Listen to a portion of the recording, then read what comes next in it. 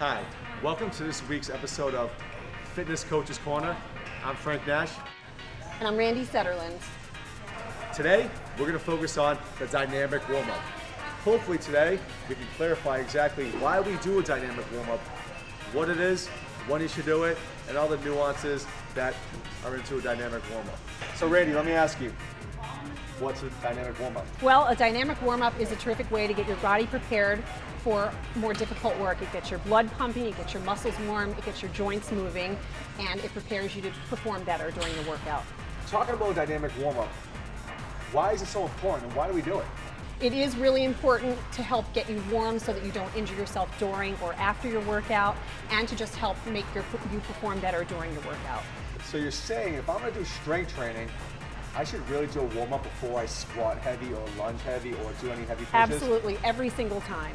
All right, well now will that potentially make my strength training better? It absolutely will help improve your performance. Now Randi's right, when it comes to dynamic warm-up, the heart and soul of a dynamic warm-up is to either maintain or rehearse good movement. If your movement is terrible, we want to improve it. If it's okay, let's just keep rehearsing and keep it good. Absolutely.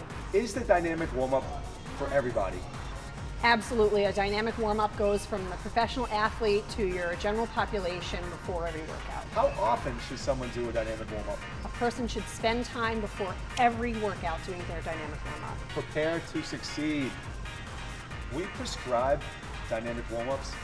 Why is it that the dynamic warm-up isn't terribly difficult, but also it's not terribly easy? When people are just walking in the room, we want them to feel like they're getting something that's going to get them moving and warm without feeling like it's going to be impossible for them. It should be accessible to everyone. So Randi, talking about dynamic warm-up, can you give me a really good example of a dynamic warm-up? Sure. So a great example would be something like a knee hug that gives you some hip mobility and promotes good posture. Give me a very poor example of dynamic warm-up. So the things that we want to avoid are things like ballistic stretching. We don't even really do a lot of static stretching. The idea is dynamic to keep things moving.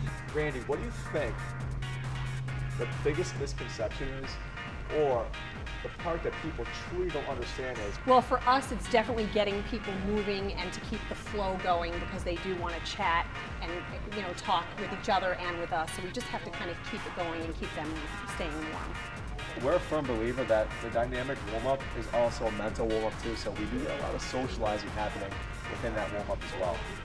Randi, what do you think the biggest misconception is, or the part that people truly don't understand is about dynamic warm-up? What's some feedback we get? I would say one of the things is that people think they need to be working hard and intense, and this really isn't your strength warm-up yet. That's going to come down the line, but this really is just truly a warm-up.